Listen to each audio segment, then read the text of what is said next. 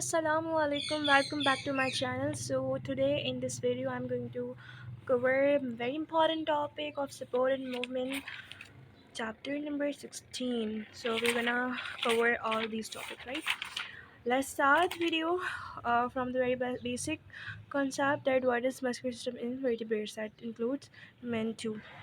So, muscular system in vertebrates is composed of mainly three types of muscles: smooth muscles, cardiac muscles, and skeletal muscles. What is smooth muscles?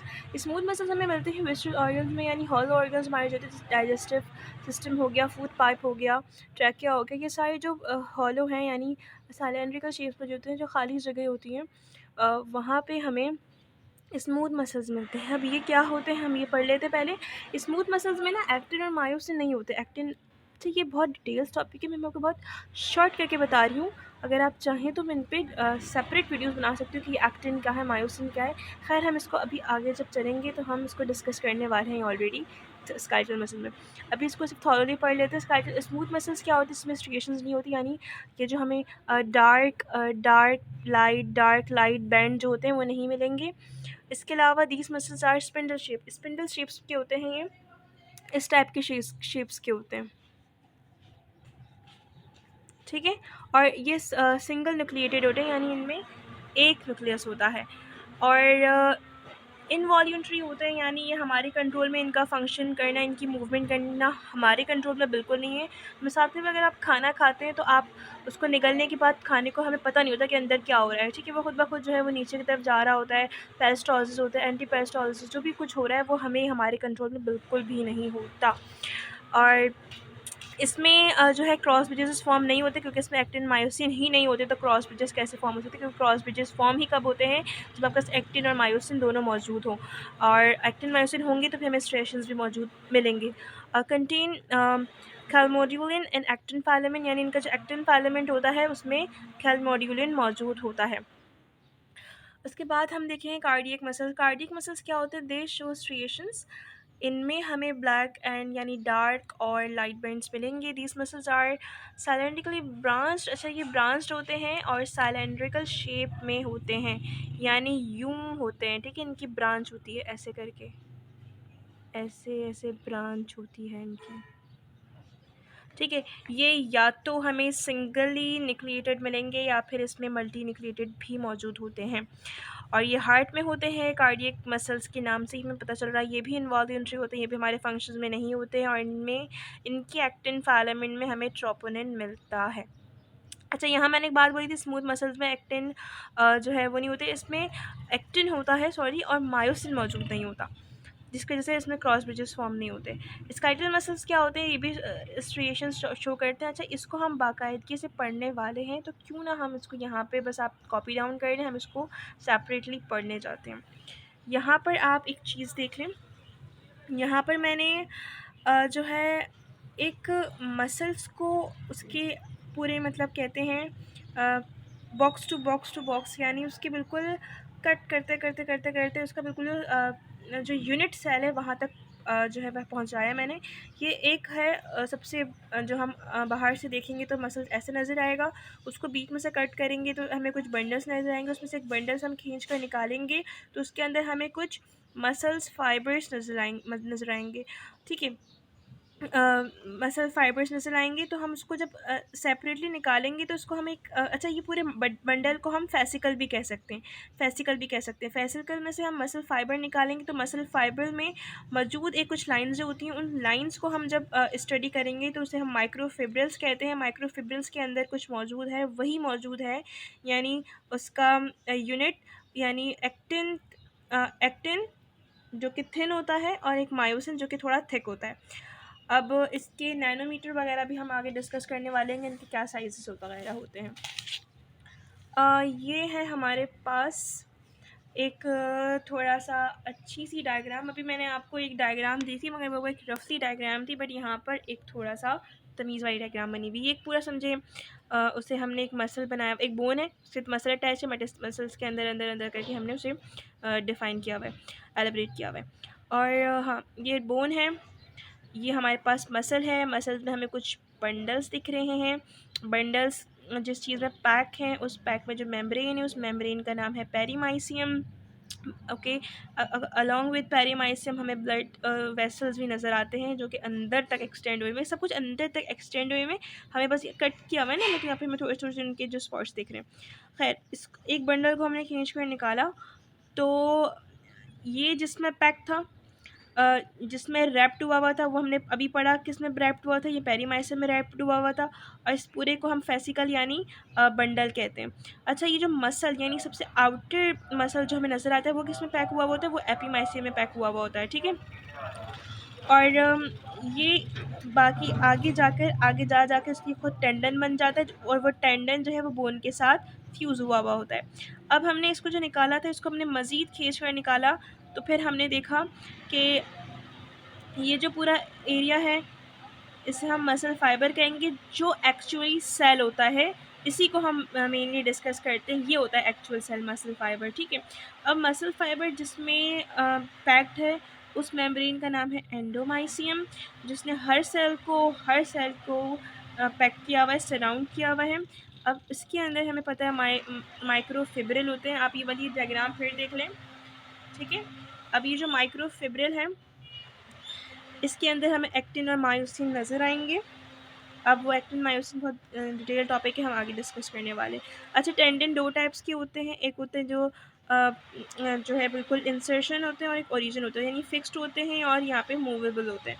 और यहाँ पे हमने इन सब के outer covering के ऊपर लिखा हुआ है, यानी मसल कवर्ड है एपीमाइसियम से, फेसिकल कवर्ड है पेरीमाइसियम से, मसल फाइबर कवर्ड है एंडोमाइसियम से।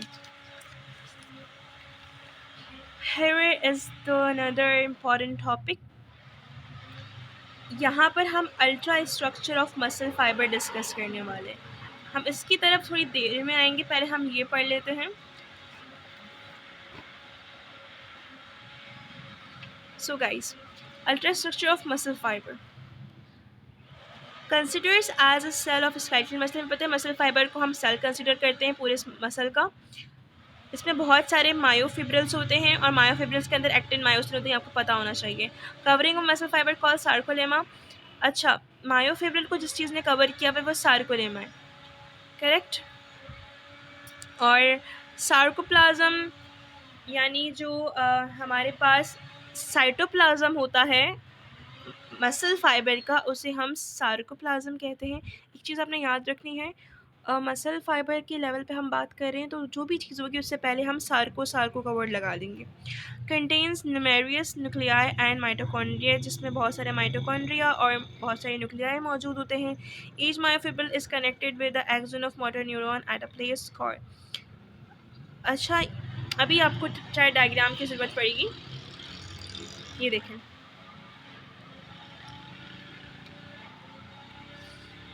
यहाँ पर हमारे पास एक मोटर न्यूरॉन है जिसका एक्सन जो है वो आकर यहाँ पर अटैच्ड है मायोफिब्रिल्स में, और जिस एरिया पे अटैच्ड है वहाँ पे थोड़ा सा गढ़ा टाइप बना रहा है जिसे हम मोटर एंड प्लेट के नाम से कह रहे हैं। और ये जो जंक्शन फॉर्म हो रहा है इसे हम कहेंगे न्यूरोमस्कुलर जंक्शन।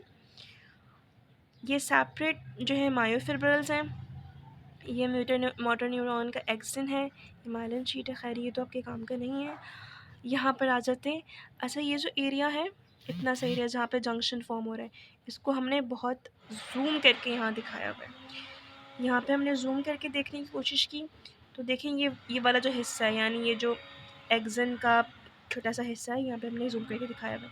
इसके अंदर बहुत सारे माइटोकॉन्ड्रिया है, क्योंकि माइटोकॉन्ड्रिया का अबंडेंट होना ज़रूरी है, एटीपी जनरेट करते हैं, ठीक है। एटीपी का बहुत बड़ा रोल होता है, क्यों होता है ये भी हम अभी थोड़ी देर में डिस्कस करने वाले हैं। अच्छा, यहाँ पे ये प्री साइनेप्टिक टर्मिनल की आपके इम्पॉर्टेंट नहीं है आपके लिए। साइनेप्टिक वेसिकल यहाँ पर बना, इस एरिया को साइनेप्टिक क्लेफ्ट कहते हैं। ये सिर्फ जो है लेबलिंग हुई हुई है, ये इम्पॉर्टेंट नहीं है। इम्पॉर्टेंट जो है वो एसिटाइल कोलिन है, और ये फोल्डेड सार्कोलेमा है। ये सार्कोलेमा क्या था, मायोफिब्रिल ये मायोफिब्रिल जिसमें पैक्ट होते हैं, जो उनके ऊपर की थैली होती है, मेम्ब्रेन होती है, उसे हम सार्कोलेमा कहते हैं।